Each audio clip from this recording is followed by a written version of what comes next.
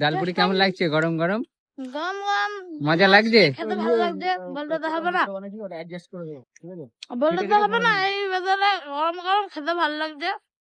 একটা বলো দেখো কেমন লাগছে। এই তো এখনো টেস্ট করিনি। ভালো লাগছে।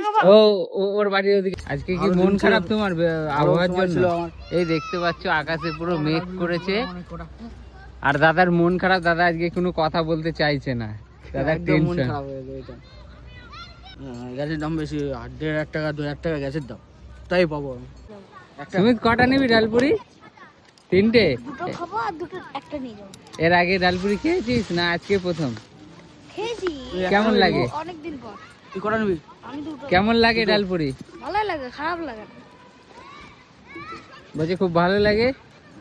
ভালো তো লাগে, সব খাই তো। আমার কাছে ডালপুরি একটা নিয়ে যাবো। আমার কাছে খাই। এটা বিট লবণ যাচ্ছে তাই তো? হ্যাঁ, বিট লবণ আর চাট মশলা আছে।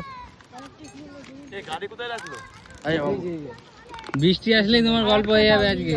বৃষ্টি আসলে দৌড়তে হবে আমাকে, আর কি করা যাবে? এই ডালপুরি লস হয়ে যাবে তো বৃষ্টি আসলে। লস হলে আর কিছু করার নেই। ডালপুরি কিন্তু হেভি।